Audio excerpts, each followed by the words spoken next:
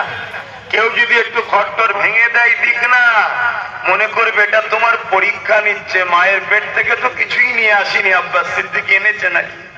যেদিন মারা যাবো, ইন্তেকাল করব, কিছু তো নিয়েও যাব না। হতে পারে এই পরীক্ষায় তুমি আমি যদি ধৈর্যের সাথে কামিয়াবি হতে পারি, আল্লাহ ও রসুলের পক্ষে থাকতে পারি, হতে পারে আল্লাহ আমাদের জন্য অনেক বড় কিছু ভালো অপেক্ষায় রেখেছে। বলুন ইনশাআল্লাহ। আসুন আলোচনার দিকে যাই। যে যেখানে আছেন, আর বলবো না যে কাদা পানিতে বেশি আগিয়ে আসেন, কেন আসার উপায় নেই। শুনতে পাচ্ছেন, ধৈর্য ধরে শুনলেই হবে। তবে আমি নিজে থেকে একটা দাওয়াত আপনাদের ঘরে দেব।